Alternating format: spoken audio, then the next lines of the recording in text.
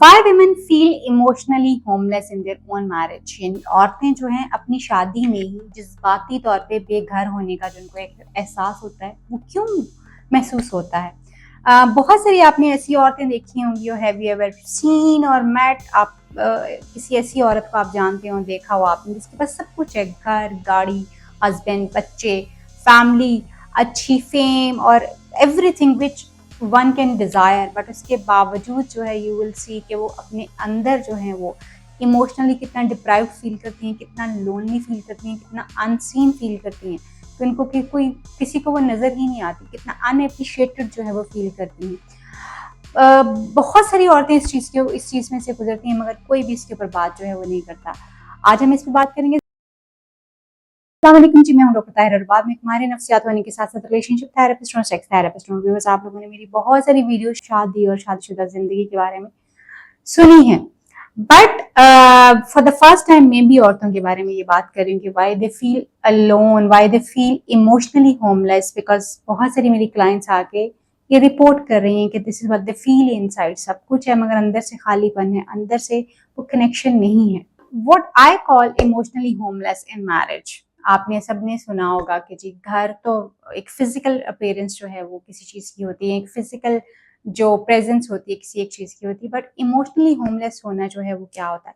Emotionally homeless होने का मतलब ये कि बहुत सारी औरतें जो हैं वो सालों कुछ लोगों के साथ रहती हैं, एक घर के अंदर रहती हैं, रिस्पॉन्सिबिलिटीज फुलफिल कर रही होती हैं, इमोशनली सबको केटर कर रही होती हैं, मगर दे देमसेल्फ वो खुद ना तो उनके पास ऐसी कोई स्पेस होती जहाँ पे वो अपने इमोशंस को एक्सप्रेस कर पाती हैं, ना ही वो उनको लोग देख पाते हैं, ना अंडरस्टैंड कर पा सकते हैं, और ना ही वो सेफ फील करती हैं अपने इमोशंस और रियल नीड्स को जो है वो एक्सप्रेस करने में। एज ए साइकोलॉजिस्ट अपने 17 साल की एक्सपीरियंस में मैंने देखा है कि बहुत सारी औरतें जो है वो इमोशनली होमलेस जो है वो फील करती हैं अपनी मैरिज के अंदर, and they are suffering this. ये इस वजह से नहीं है कि उनको जो है वो मोहब्बत नहीं मिल रही है, उनके पास मोहब्बत नहीं है, बल्कि इस वजह से है कि वो सबको पूरा करते-करते, सबके साथ कनेक्ट करते-करते they have lost their own connection with their own self. यानी अपने आप के साथ उनका कनेक्शन जो है वो ख़त्म जो है वो हो चुका हुआ है।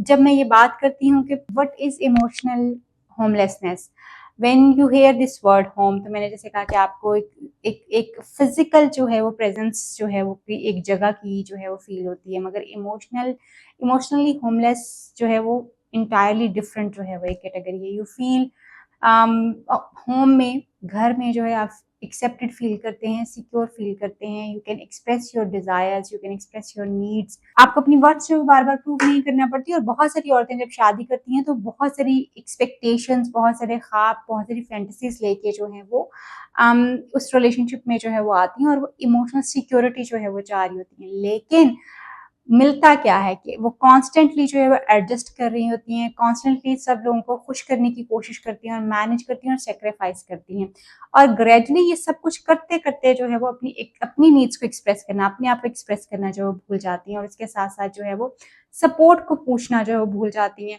वो एक्सपेक्ट नहीं करती कि कोई उनको अंडरस्टैंड करेगा, और खुद ब खुद उनके अंदर ये फीलिंग आना शुरू हो जाती है कि they belong everywhere except their own self. यूँ हर जगह हर किसी से कनेक्ट करती हैं, मगर अपने आप को सुनना, अपने आप को देखना वो जो है वो भूल चुकी हुई हैं। रीज़न क्या है? प्रेशर्स क्या हैं? सबसे बड़ा रीज़न, जो पहला रीज़न है, the pressure to be a good woman, good wife, good woman का जो एक प्रेशर हमारे ऊपर हुआ है। अच्छी वाइफ जो होती है वो फैमिली को इकट्ठे रखने की जो है वो कोशिश करती है, इन दिस सैक्रिफाइस। इसमें कोई बुराई नहीं है, सारी अच्छी चीजें हैं, मगर आप कॉम्प्रोमाइज जो है, प्रॉब्लम उस वक्त शुरू होती जब सिचुएशन ये होना शुरू हो जाती है कि आपकी अपनी वैल्यू जो है वो सिर्फ इस बात के ऊपर जो है वो असेस की जाती है कि how much you are giving. फिर वो औरत जो है वो हर किसी की खुशी की जो है वो जिम्मेदार होती है, सिवाय अपनी खुशी के। हर किसी के कंफर्ट का जो है वो ख्याल करती है, हर किसी के इमोशंस का ख्याल करती है, हर किसी को ख्याल करना वो अपनी जिम्मेदारी समझती है, टेक केयर करना उसको अपनी जिम्मेदारी लगती है। मगर वो अपने आप को जो है वो उसका सेल्फ सेक्रीफाइस हो के उसको रिवॉर्ड जो है वो मिलता है, और उसका अपना दिल क्या कर रहा है, उसकी अपनी नीड्स क्या है, अगर वो अपनी नीड्स के बारे में बात करती है, अगर अपने इमोशंस को जो है वो एक्सप्रेस करती है, तो she is not being heard, she is a selfish woman, या वो औरत जो है वो बहुत डिमांडिंग उसको हम समझते हैं, और ओवर टाइम औरत जो है वो अपने अंदर क्रिएट कर लेती है कि मैं खामोश रहूंगी तो ही ठीक है, मैं ही शायद ज़रूरत से ज़्यादा मांग रही हूँ, और आहिस्ता आहिस्ता वो अपने लिए एक इमोशनल लोनलीनेस जो है वो क्रिएट करना शुरू कर देती है। दूसरा बड़ा रीज़न जो है वो constant adjustment and self abandonment है।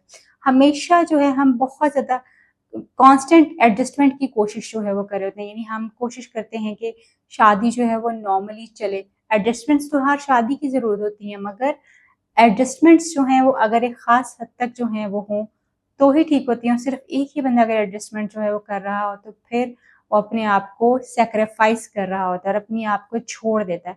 बहुत सारी औरतें हमने देखी हैं जो कि अपने घर बनाने में, अपनी मैरिजेस को बेहतर करने में अपने आप को सेक्रीफाइस जो है वो करना शुरू कर देती हैं, अपने आप को छोड़ना जो है वो शुरू कर देती हैं। एडजस्टमेंट्स जो हैं उस वक़्त जो है वो अनहेल्दी हो जाती हैं जब एक ख़ास हद से जो है ज़्यादा चली जाती हैं, सिर्फ़ आप ही गिविंग एंड के ऊपर होते हैं, और या उस वक़्त अनहेल्दी होना शुरू हो जाती हैं जब आप अपनी अपनी सेल्फ़ आइडेंटिटी जो है वो हू यू आर वो ख़त्म कर देते हैं। आप अपने इंटरेस्ट को ख़त्म कर देते हैं, आप अपने फ्रेंड्स को जो है मेंटेन करना बंद कर देते हैं। आपने देखा होगा बहुत सारी औरतों की दोस्तियाँ ही नहीं रहती शादी के बाद। अपनी ओपिनियन को एक्सप्रेस, क्योंकि आपको पता है कि आप सुने ही नहीं जाते, इसलिए आप अपनी ओपिनियन ही एक्सप्रेस नहीं करते। और अपने पर्सनल गोल्स जो हैं वो तो कहीं बहुत पीछे जो है हम छोड़ चुके होते हैं, क्योंकि हमने शादी कर ली होती है और अब हमें एडजस्ट जो है वो होना है। हर इंसान जो है बहुत एक्सप्लिसिटली, बहुत वाज़ह तौर पे बहुत सारी चीज़ों के बारे में बात नहीं करता, मगर और करना चाह रहा होता है मगर कर नहीं पाता। और कर क्यों नहीं पाता? क्योंकि उसको कॉन्फ्लिक्ट का डर होता है, उसको रिजेक्शन का डर होता है और डिसअप्रूवल का डर होता है, क्योंकि फैमिली बहुत स्लोली इसको जो है वो एक्सेप्ट करती है। और बहुत आहिस्ता-आहिस्ता जो है आप उसी घर में रहते हुए इतने स्ट्रेंज हो जाते हैं कि आप कनेक्ट करें या ना करें। और फिर हमें सिखाया भी तो जाता है फर्स्ट 2 इयर्स जो है अपने आप को ज़रा धीमा रखना, बोलना ना, एक्सप्रेस ना करना, उनको समझने की कोशिश करना। और इस सारे में जब मुझे एडजस्ट करना है तो फिर मैं पसंद क्या करती हूँ, मैंने कब बाहर डिनर करने जाना है, मुझे अपने किस ब्रांड के कपड़े पहने, ये सब कुछ जो है वो ख़त्म हो जाता है। मुझे क्या पसंद है पहनना-ओढ़ना, सब ख़त्म हो जाता है। और एडजस्टमेंट्स में हम अपने आप को जो है भूल जाते हैं। तीसरा इम्पोर्टेंट जो रीज़न है इसका वो है इमोशनल लेबर। नोबडी नोटिस, वो जो एक जज़्बाती मेहनत एक औरत करती है अपने रिलेशनशिप्स को बनाने के ऊपर, उसको कोई बंदा ना कंसीडर करता है, ना ही उसके ऊपर उसको एक्नॉलेज किया जाता है। बहुत सारी औरतें आपको इनविजिबली आप नोटिस ही नहीं कर सकते कि एक औरत जो होती है वो कितनी ज़्यादा वर्क लोडेड होती है, कितनी ज़्यादा महाज़ों के ऊपर वो अकेली जो है वो लड़ रही होती है। और उसके साथ-साथ जो इमोशनल लेबर वो सबको खुश करने के लिए करती है, सबकी बर्थडेज़ याद रखती है, रिलेशनशिप को मैनेज करती है, दूसरों के मूड्स के साथ जो अपनी चीज़ों को जो है मैनेज करती है, अपने प्लान्स को पीछे रख के दूसरों के प्लान्स के अकॉर्डिंगली चलने की कोशिश करती है। और फिर जो है इमोशनल लेबर जो है वो करते-करते जो है वो इतनी ज़्यादा थक जाती है कि फिर उसको सिर्फ़ दूसरों की खुशी में ही खुश रहना जो है उसको लगता है कि वो ही उसकी खुशी है। और उसके अपने इमोशंस, अपने उसकी जो स्ट्रेसर्स हैं वो हमेशा के लिए उसके दिल में रह रह जाते हैं और उसको लगना शुरू हो जाता है कि एक्चुअली यही जो है वो देना ही एक्चुअली जो है वो रिलेशनशिप है। सबका ख़्याल करना ही रिलेशनशिप है। और मैं why I am expecting, I am here to give. Emotional labour करना कभी भी बुरा नहीं होता रिलेशनशिप्स में, बल्कि एक अच्छी चीज़ होती है। हम इमोशंस के साथ कनेक्ट करने की कोशिश करते हैं दूसरों के साथ। मगर ये बुरा उस वक़्त है जब हम सिर्फ़ गिविंग एंड के ऊपर हैं। कहते हैं इमोशनल बैंक अकाउंट्स होने चाहिए, और इमोशनल बैंक अकाउंट्स में अगर आप देंगे नहीं तो फिर आप निकाल नहीं सकते। बैंक भी ऐसे ही होता है, जब तक आप डालते नहीं अकाउंट्स में कुछ तब तक कुछ निकल नहीं सकता। इमोशनल बैंक अकाउंट्स बिल्कुल इसी तरह से ही काम जो है वो करते हैं। आप अपने आप को, चौथा जो बड़ा रीज़न है वो ये कि आप अपने आप को उस वक़्त सीन फ़ील करती हैं। आप दूसरों को उस वक़्त नज़र आती हैं जब कुछ आप उनके लिए करती हैं। मतलब आप एक अच्छी मदर हैं, पीपल से के लिए आप एक अच्छी मदर हैं, वंडरफुल डॉटर इन लॉ हैं, क्या ही बात है आपकी। आप बहुत रिस्पॉन्सिबल हैं, घर बहुत अच्छा मैनेज करती हैं, फैमिली को आपने बहुत अच्छे से कैटर किया हुआ है। और ये सारी चीज़ें जो हैं आपकी एक्नॉलेज की जाती हैं जब आपको देखा जाता है, मगर शायद कि रेयरली ही आपसे पूछता होगा, how do you feel? What do you really need? आप कैसा महसूस करते हो? आप कैसे हो? या आपको किस चीज़ की जो है ज़रूरत है? बहुत सारी औरतों को हम एक्नॉलेज करते हैं for what they are doing, for family, for the relationship, but हम उनको एज़ ह्यूमन जो हैं वो उनको एक्सेप्ट नहीं कर पाते। और एक्चुअली लोनलीनेस उस वक़्त स्टार्ट होती है औरतों के अंदर जब वो एक्नॉलेज ही नहीं की जाती for what they are, for for their own identity उनको नहीं एक्नॉलेज किया जाता। पांचवा रीज़न जो है fear of being called selfish, यानी आपको कोई खुदगर्ज जो है वो कहेगा। बहुत सारी औरतें जब अपनी नीड्स को सप्रेस करती हैं तो इसलिए नहीं करती हैं कि वो कुछ चाह नहीं रही, बल्कि वो इसलिए कर रही होती है कि अगर वो एक्सप्रेस करेंगी तो बहुत सारे लोग जो है वो उनको जो है वो इमोशनली होमलेस होने की एक बहुत बड़ी रीज़न जो है वो यही है कि वो सेल्फिश नहीं कहलाना चाहती। फियर ऑफ बीइंग जज्ड जो है कि मुझे जज किया जाएगा, फियर ऑफ बीइंग डिसअपॉइंटेड जो है मायूसी और इनकार का सुनना जो है, फियर ऑफ अपीयरिंग सेल्फिश जो है कि ये तो बहुत सेल्फिश है, सिर्फ अपने बारे में जो है वो सोचती है। ये सारे फियर्स जो हैं वो औरतों को बहुत अकेला कर देते हैं, इमोशनली होमलेस जो है वो कर देते हैं। बहुत सारी औरतें जो हैं वो गिल्टी फील करती हैं जब वो अपनी बाउंड्री सेट करती हैं, जब वो अपने लिए टाइम लेती हैं, जब वो नो करती हैं किसी भी चीज़ को, जब वो अपनी नीड्स को एक्सप्रेस करती हैं, तो उनको बहुत सारे डिफरेंट लेबल्स के साथ जो है वो पुकारा जाता है और याद किया जाता है और बताया जाता है उनको। बट एक हेल्दी रिलेशनशिप में दो लोग जो इक्वली ही ट्रीट होते हैं, दोनों की नीड्स जो इक्वली अटेंड होती हैं। बट रिलेशनशिप में हम ये देखते हैं कि हमारी सोसाइटी में कोई एक जो है वो बहुत ज़्यादा डोमिनेट कर जाता है और उसकी नीड्स, उसकी फीलिंग्स, हर चीज़ जो है ज़्यादा जो है एक्सप्रेस भी की जाती है, उनको एक्सेप्ट भी ज़्यादा किया जाता है, उनको पूरा भी किया जाता है। किसी भी औरत की नीड्स जो हैं वो कम इम्पोर्टेंट नहीं हो जाती शादी के बाद। Science that you may be experiencing emotional homelessness, सबसे पहले मतलब आप हो सकता है कि खवातीन जो हैं वो इमोशनल होमलेसनेस जो है वो एक्सपीरियंस कर रही हूँ, जज्बाती बेघरी जो है वो जज्बाती तौर पर बेघर होना जो वो फ़ील कर रही हूँ, मगर वो उसकी अलामात जो है क्या, आप अपने आप को लोनली जो है वो महसूस करती हैं। हालाँकि आप फैमिली में रहती हैं मगर आप अकेला फ़ील करती हैं। आप अपनी आइडेंटिटी और अपनी जो है अपनी नीड्स के बारे में जो है आपको डिफ़िकल्टी आती है कि आप उनको आइडेंटिफ़ाई कर सकें। आप हमेशा दूसरों को जो प्रायोरिटाइज़ कर लेती हैं। इमोशनली जो आप एग्ज़ॉस्टेड फ़ील करती हैं, आपको मुश्किल लगता है लोगों से हेल्प माँगना। आप को लगता है कि आप जो है वो अनसीन हैं, आप नज़र ही नहीं आती हैं किसी को, और इसी तरह से जो आप अनएप्रिशिएटेड जो है वो फ़ील करती हैं। इसी तरह से आप अपने आप को, अपने वो जो रोल आपने लिए हैं, जो रिस्पॉन्सिबिलिटीज़ ली हैं, उससे बाहर कभी आइडेंटिफ़ाई ही नहीं कर पाती कि आप कौन हैं। These signs deserve attention rather judgments. How a woman can rebuild herself, how she can rebuild her emotionally, अपना emotional home जो है वो कैसे बना सकती है. The solution is not becoming selfish. Selfish होने से जो है खुदगर्जी जो है solution नहीं है, बल्कि कनेक्ट करना, इमोशनली कनेक्ट करना जो है टू योर ओन सेल्फ जो है ये सोल्यूशन है।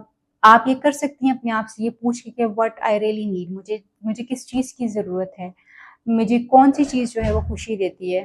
How women can rebuild their emotional home, वो अपने जो जज्बाती घर है अपना, वो किस तरह बना सकती हैं। सोल्यूशन जो है वो सेल्फिश होना नहीं है, बल्कि अपनी ज़ात के साथ रिकनेक्ट करना है, अपने आप से पूछना है कि मुझे वाकई किस चीज़ की ज़रूरत है, कौन सी चीज़ मुझे खुशी देती है, मुझे किन बाउंड्रीज़ को सेट करने की ज़रूरत है।